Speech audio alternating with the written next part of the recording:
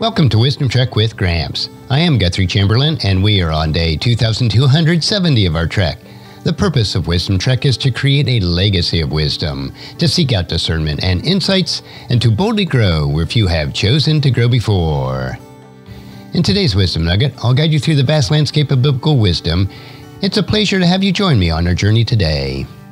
Our exploration takes us into the profound insights of Proverbs chapter 19, verses 1 through 7 from the New Living Translation. As we delve into these verses, let's seek the timeless wisdom that can guide us in cultivating a teachable spirit, managing our resources wisely, and understand the impact of integrity. So without further delay, let's head out and dive into the wisdom of Proverbs. Verse 1. Better to be poor and honest than to be dishonest and a fool. This verse sets the tone for our exploration today, emphasizing the value of honesty over wealth. How can we cultivate honesty and integrity in our lives, even if we face challenges? We need to focus our lives on cultivating honesty and integrity. Recognize the value of honesty over wealth.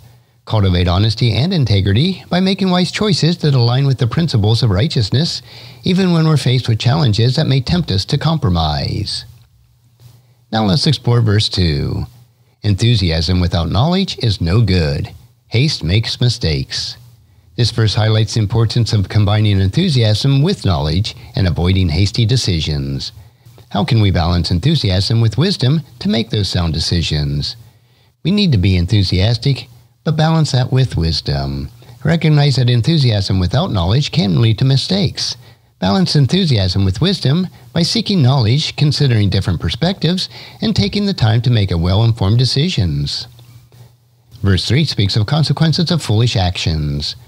People ruin their lives by their foolishness, and then they are angry at the Lord. This verse highlights the tendencies of individuals to blame God for the consequences of their own foolish choices.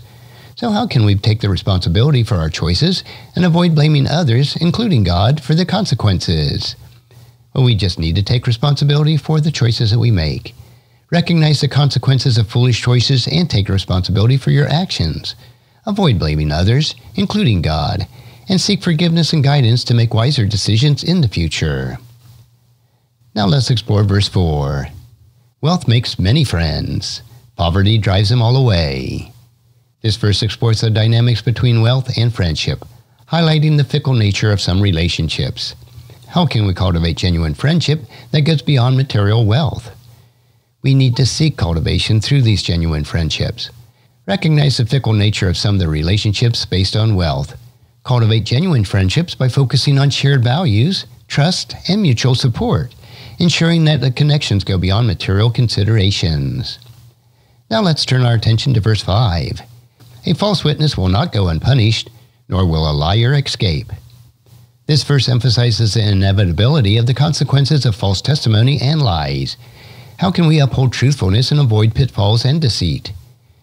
We need to make upholding truthfulness a priority. Recognize the inevitability of the consequences of false testimony and lies. Uphold truthfulness by speaking the truth, avoiding deceit, and maintaining a commitment to integrity in all aspects of our lives. And finally, let's explore verses 6 and 7 together. Many seek favor from a ruler. Everyone is a friend to a person who gives gifts. The relatives of the poor despise them. How much more will their friends avoid them? Though the poor plead with them, their friends are gone.